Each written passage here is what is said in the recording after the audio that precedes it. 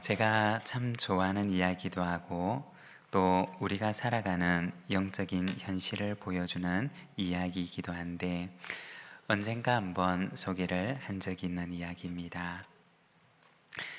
텔마 톰슨이라고 하는 여인이 있었는데 이 여인은 2차 세계대전 중에 한 육군 장교와 결혼을 하게 되었습니다.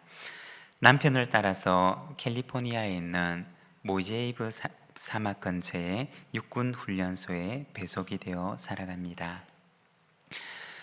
모제이브 사막에서의 삶은 못마땅한 점이 한두 가지가 아니었습니다. 먼저 50도가 넘는 살인적인 더위가 있었고, 남편이 훈련을 나가게 되면 남아있는 사람이라곤 멕시코 사람들과 인디언 분이어서 영어로 의사소통을 할 수 있는 사람이 없었습니다. 그리고 언제나 모래바람이 불어왔는데 먹는 음식에도 그리고 호흡하는 공기에도 모래가 가득했습니다.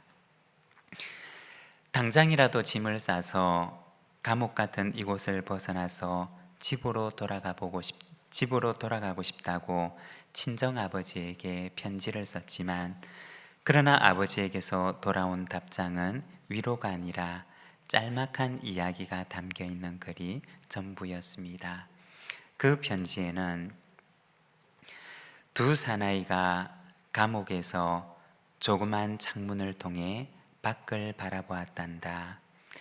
한 사람은 밤하늘에 반짝이는 별을 헤아리며 자신의 미래를 꿈꾸었고, 다른 한 사람은 감옥에 굴러다니는 먼지와 바퀴벌레를 세며 감방 구석 쓰레기통에서 나오는 냄새를 한탄하며 불평과 원망으로 살았단다. 이것이 아버지에게서 왔던 그 편지 내용의 전부였습니다. 텔마 톰슨은 처음에는 실망했지만, 그러나 아버지의 글을 읽고 또 읽으면서 그녀는 마음을 바꾸어 먹게 됩니다. 달라진 것은 아무것도 없었지만 그녀는 자신의 현재 상황 속에서 좋은 점을 찾아내려고 했습니다. 밤하늘의 별을 바라보며 생각을 하고, 또 원주민과 친구가 되려고 하고, 선인장과 난초와 사막의 식물들을 조사하고 사막의 낙조에 담긴 아름다움을 바라봅니다. 모제이브 사막도 변함이 없었고 인디언도 달라진 것이 없었습니다. 다만 변한 것이 있었다면 바로 그녀 자신이었던 것입니다. 그 후 그녀는 사막에서의 삶에서 얻은 것을 소재로 해서 소설을 적게 되는데, 빛나는 성벽이라고 하는 소설을 적습니다. 그리고 그 책을 출판하는 출판 기념회를 하는 날, 그녀는 이런 소감을 이야기합니다. 사막에서 생활하는 동안에 저에게는 두 가지의 음성이 들렸습니다. 너는 불행하다. 너는 외톨이다. 너는 희망이 없다. 라고 하는 마귀의 소리가 들렸고, 너는 행복한 사람이란다. 이곳으로 너를 인도하신 분은 바로 하나님이시란다. 이곳에서 너의 새로운 꿈을 꾸어보려무나 라고 말씀하시는 하나님의 음성도 들렸습니다. 저는 마귀의 소리에 귀를 막고 하나님의 소리를 들으면서 오늘 이 영광의 자리에 서게 되었습니다. 라고 그는 마지막 소감을 이야기했습니다. 그렇습니다. 여러분, 오늘 우리가 살아가는 삶 속에도 두 가지의 소리가 우리의 귀에 들려옵니다. 너는 불행하다. 너는 희망이 없어. 너는 친구가 없는 외톨이야. 우리를 절망케 하는 소리와 하나님께서 너와 함께 하신단다. 하나님께서 너의 삶을 지금도 인도하고 계신단다. 하나님과 함께 꿈을 꾸며 살아라. 우리를 소망으로 인도하는 소리가 들려옵니다. 여러분, 우리를 절망으로 이끄는 사탄의 소리에는 우리의 귀를 막고, 우리를 소망으로 인도하는 하나님의 소리에 우리의 귀를 활짝 열어서 우리를 영광의 자리에 서게 하실 주님과 함께 소망의 길을 걸어가는 우리 모든 믿음의 가족들이 되시기를 바랍니다. 오늘은 갈라디아서 5장의 말씀을 통해서 하나님의 일꾼 성품으로 일하라는 제목으로 오늘 말씀을 함께 묵상하고자 합니다. 오늘 우리가 읽은 이 갈라디아서 말씀에 보면 우리가 살아가는 삶의 현장의 영적 현실의 모습을 보여주고 있습니다. 16절과 17절의 말씀을 보게 되면 내가 이르노니 너희는 성령을 따라 행하라. 그리하면 육체의 욕심을 이루지 아니하리라. 육체의 소욕은 성령을 거스르고 성령은 육체를 거스르나니 이 둘이 서로 대적하므로 너희가 원하는 것을 하지 못하게 하려 함이니라. 여기에 보면 육체의 소욕이 성령을 거스르고 성령이 육체의 소욕을 거스르는 영적인 충돌, 영적인 전쟁을 보여줍니다. 17절에 보면 이 둘이 서로 대적함으로 라고 말씀을 합니다. 우리가 살아가고 있는 이 영적 현실에 대해서 잠깐 우리가 함께 말씀을 나누어 보면, 성경에 보면 먼저 하나님께서 만드신 첫 세상에 대해서 말씀을 합니다. 그곳은 어떤 곳이었느냐? 하나님의 뜻에 온전한 순종으로 반응하는 곳이었습니다. 창세기 1장 6절과 7절에 보면 하나님이 이르시되 물 가운데 궁창이 있어 물과 물로 나뉘라 하시고, 하나님이 궁창을 만드사 궁창 아래의 물과 궁창 위의 물로 나뉘게 하시니 그대로 되니라. 하나님께서 만드신 그 첫 세상의 모습을 보게 되면 창세기 1장에 하나님께서 말씀하시면 그대로 되니라고 하면서 하나님의 뜻에 온전한 순종으로 반응을 하던 첫 세상의 모습을 보여줍니다. 그리고 창세기 1장 31절에 보면 하나님이 지으신 그 모든 것을 보시니 보시기에 심히 좋았더라고 말씀을 합니다.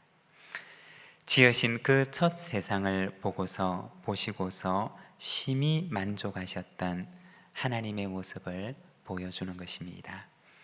그런데 창세기 3장에 와서 보면 상황이 바뀌게 되는데, 하나님께 반역을 하는 첫 사람들과 그로 인해서 세상이 저주와 죽음이 지배하는 곳으로 바뀌게 되는 것을 보여줍니다.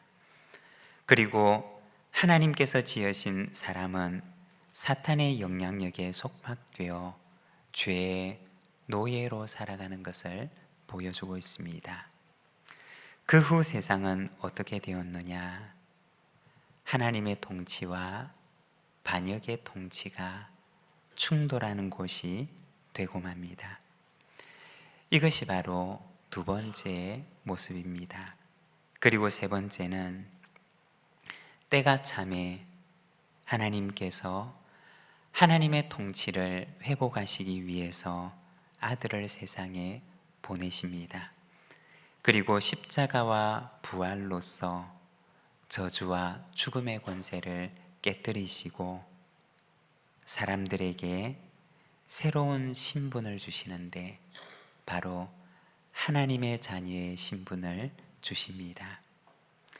그렇지만 하나님의 자녀라고 하는 이 새로운 신분을 얻었지만 아직 그들은 하나님께 반역하는 사탄의 영향력이 존재하는 세상 속에서 살아가고 있습니다.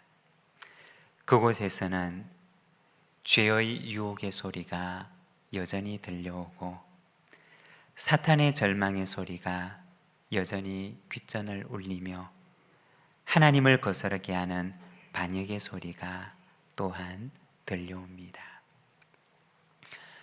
어떻게 살아가야 하는 것일까요? 사탄의 영향력이, 죄의 영향력이 여전히 존재하는 이 세상 속에서 하나님과의 관계 속에서 살아갈 수 있도록 우리를 돕는 성령님을 의지하며 살아가야 함을 말씀하십니다. 이것이 바로 오늘 우리가 살아가고 있는 이 세상의 영적인 현실인 것입니다. 성령은 우리로 하여금 하나님의 뜻을 따라 살아가도록 하지만, 그러나 육체의 소욕은 하나님의 뜻이 아니라 나의 욕망을 따라서, 그리고 자기를 섬기는 삶을 살아갈 것을 우리에게 말합니다. 오늘 우리가 읽었던 말씀 19절에서 21절에 보면 육체를 따르는 삶에 대해서 말씀을 합니다. 육체의 일은 분명하니 곧 음행과 더러운 것과 호색과 우상숭배와 주술과 원수 맺는 것과 분쟁과 시기와 분냄과 당 짓는 것과 분열함과 이단과 투기와 술 취함과 방탕함과 또 그와 같은 것들이라. 전에 너희에게 경계한 것 같이 경계하노니 이런 일을 하는 자들은 하나님의 나라를 유업으로 받지 못할 것이요. 여기에서 음행과 더러운 것과 호색이라고 하는 말은 성적인 영역을 가리키는 말입니다. 그리고 우상숭배와 주술이라고 하는 것은 종교적인 영역을 가리키는 말입니다. 그리고 이어서 나오는 원수 맺는 것, 분쟁, 시기, 분냄, 이기심, 분열, 당 짓는 것, 투기와 같은 것들은 관계적인 영역을 가리키는 말입니다. 그리고 술 취함과 방탕함과 같은 것은 개인의 경건의 영역을 의미하는 것입니다. 바울은 말하기를 이런 일을 하는 자들은 하나님의 나라를 유업으로 받지 못한다 라고 말을 합니다. 하나님의 통치를 거부하는 영역 속에 살아가는 삶을 말하는 것입니다. 육체를 따르는 삶이 어떤 삶인지를 구체적으로 하나하나 말을 하며 제시를 하는 것입니다. 이러한 육체를 따르는 삶과 대조해서 성령을 따르는 삶을 보여주는데, 오늘 갈라디아서 말씀은 성령의 열매에 대해서 말씀을 합니다. 여러분, 성령을 따르는 삶이라고 하는 것은 어떤 것이며 성령의 열매란 어떠한 것일까요? 먼저 첫 번째로 성령의 열매란 성령님께서 맺으시는 열매인 것입니다. 22절과 23절의 말씀을 우리가 함께 봉독하겠습니다. 오직 성령의 열매는 사랑과 희락과 화평과 오래 참음과 자비와 양선과 충성과 온유와 절제니 이 같은 것을 금지할 법이 없느니라. 아멘. 여러분, 우리가 먼저 꼭 기억해야 하는 것이 있는데, 성령의 열매라고 하는 것은 열매를 맺는 주체가 바로 성령님이라고 하는 사실을 보여줍니다. 다시 말해서 이 성령의 열매는 나의 힘으로서는 맺을 수 있는 열매가 아니라는 것입니다. 비유를 하자면 가시나무 한 그루가 있는데 이 가시나무가 아무리 노력을 한다고 해서 사과나 배와 같은 열매를 맺을 수가 없는 것과 같습니다. 방법이 하나가 있다면 원나무에서 그 가지를 꺾어서 사과나무나 배나무와 같은 곳에 접붙일 때 이 접붙인 가지에서 사과와 배와 같은 열매가 맺힐 수가 있는 것입니다. 여러분, 우리 안에 성령의 열매를 맺기를 원하십니까? 그렇다면 우리가 가장 먼저 인정해야 하는 것이 있는데, 성령의 열매를 맺을 수 있는 요인이 내 안에는 조금도 없다고 하는 사실을 우리가 인정을 해야 합니다. 이것이 바로 출발점이 되는 것입니다. 나에게는 성령을 맺을 수 있는 능력이 전혀 없다고 하는 사실을 고백하고 인정하는 데서부터 시작하는 것입니다. 거기에서부터 우리는 성령의 도우심을 구하는 삶을 살아가게 되는 것입니다. 여러분, 나의 약함을 알고 하나님의 강하심을 알며 이 땅에 살아가며 날마다 성령님의 도우심을 구하며 살아가시기를 바랍니다. 그리고 두 번째로, 성령의 열매란 내 안에 맺히는 열매입니다. 성령의 여러 가지 은사들은 바깥에서 주어지는 것들입니다. 방언이라든지 예언이라든지 병 고치는 은사라든지 이와 같은 은사들은 마치 선물과 같아서 바깥에서 나에게 주어지는 것들입니다. 그런데 이 성령의 열매는 어떠하냐? 성령의 열매는 성령님께서 내 안에 들어오셔서 내 성품 속에, 그리고 내 인격 속에 나의 바깥이 아니라 내 안에 맺으시는 열매인 것입니다. 그런데 여러분, 열매가 하루아침에 맺힐 수가 있을까요? 그렇지 않습니다. 열매가 맺히는 데는 오랜 시간이 필요한 것입니다. 성령님께서 그 사람의 내면에 찾아오셔서 오랜 시간 내주하시면서 그 사람의 내면 속에 만드시는 변화가 바로 성령의 열매인 것입니다. 언젠가 한 선교 세미나에 참여를 했던 적이 있었습니다. 한 신학교의 선교학 교수님께서 강의를 하셨는데 마지막에 하셨던 말씀을 너무나 인상 깊게 들었던 기억이 있습니다. 선교를 하는 데 있어서, 선교에 있어서 다른 많은 것들도 중요하지만, 그러나 제일 중요한 것은 선교사 그 자신입니다 라고 하는 말을 들었던 적이 있습니다. 아무리 많은 사역을 하고 아무리 뛰어난 재능을 가지고 있어도 열매 맺는 선교를 위해서 가장 중요한 것은 선교사 그분의 존재 자체라고 하는 이야기를 들었던 적이 있습니다. 성령의 열매로 준비된 선교사, 그의 존재가 가장 중요하다고 하는 이야기를 강의의 결론으로 말씀하시는 것을 들은 적이 있습니다. 선교를 하는데 준비해야 할 것, 그리고 중요한 것들이 얼마나 많이 있을까요?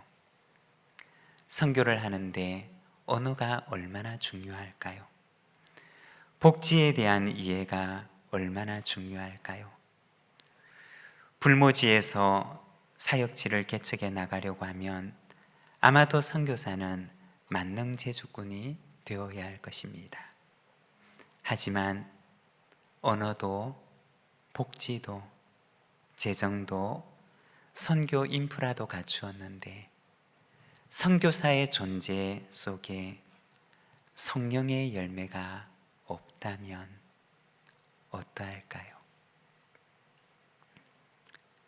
사랑이 없고 그 안에 희락이 없고 화평이 없고 오래 참음이 없고 자비가 없고 양선이 없고 충성이 없고 온유가 없고 절제가 없다면 어떻게 될까요? 반대로 언어도 부족하고 복지에 대한 이해도 부족하고 재정도 부족하고 선교 인프라도 부족하지만 그 선교사님의 존재 속에 성령의 열매가 가득 맺혀 있다면 어떠할까요? 더딜지라도 언젠가 그곳에서는 열매가 맺히게 될 것입니다. 하나님의 일꾼은 어떠한 사람이 되어야 할까요? 교회의 일꾼은 어떠한 사람이 되어야 할까요? 하나님의 일꾼으로 부름을 받은 여러분, 하나님의 일꾼으로 세움을 받은 여러분, 열매가 없는 자가 되지 마시고 열매 있는 삶을 위해서 나의 내면을, 나의 영혼을 성령님께 드리며 내 안에 성령의 열매를 맺는 삶을 살아가시기를 바랍니다. 그곳에는 더딜지라도 참된 하늘의 열매가 맺히게 될 줄 믿습니다. 그리고 세 번째, 성령의 열매는 십자가의 삶의 열매입니다. 24절의 말씀을 우리가 함께 봉독하겠습니다. 그리스도 예수의 사람들은 육체와 함께 그 정욕과 탐심을 십자가에 못 박았느니라. 아멘. 여기에 보면 십자가의 삶에 대해서 말씀을 합니다. 그리스도 예수의 사람은 그 정욕과 탐심을 십자가에 못 박았느니라 그 말씀을 합니다. 그런데 우리가 여기에서 한 가지 주목하고자 하는 부분이 있는데 바로 십자가에 못 박는다 라고 하는 말입니다. 여기에 보면 갈라디아서에 십자가에 못 박는다 라고 하는 이 말의 동사 형태를 수동태가 아니라 능동태로 사용을 하고 있습니다. 다른 말로 표현을 하자면 십자가에 못을 박고 있는 그 주체가 바로 십자가에 달리는 자기 자신이라는 것입니다. 내가 나의 정욕을 십자가에 못을 박고 내가 나의 욕심을 십자가에 못을 박고 그리스도를 닮지 못한 나의 옛 자아를 내가 십자가에 못을 박고 있는 것입니다. 그리스도 예수의 사람은 육체와 함께 그의 정욕과 그의 욕심도 십자가에 못 박은 사람이라고 이야기를 합니다. 우리는 예수님을 통해서 새로운 신분을 받은 사람입니다. 하지만 오늘 우리가 살아가고 있는 현실은 아직 여전히 죄의 유혹이 존재하고 사탄의 속삭임이 우리 귀에 들리고 있으며 사탄의 강한 영향력이 우리의 삶의 현장을 지배하고 있습니다. 새로운 신분을 가진 우리라 할지라도 다시 죄의 노예로 삼고자 하는 현실 속에 우리는 살아가고 있습니다. 그 속에서 성경의 말씀은 우리에게 이렇게 말씀하십니다. 성령의 능력을 의지하며 성령의 열매를 맺으며 살아가라. 예수의 사람은 육체의 정욕과 탐심을 십자가에 못 박고 죄의 소리에는 귀를 막고 성령님의 음성을 듣고 살아가는 사람이라고 말을 합니다. 사랑하는 여러분, 성령의 능력을 의지하며 살아가시기를 바랍니다. 십자가에 나를 못 박으며 살아가시기를 바랍니다. 성령의 열매를 내 안에 맺으며 살아가시기를 바랍니다. 그곳에 진정한 하늘의 열매들이 맺히게 될 줄로 믿습니다. 오늘 우리에게 주신 말씀을 생각하며 하나님 앞에 응답의 기도로서 나아가겠습니다.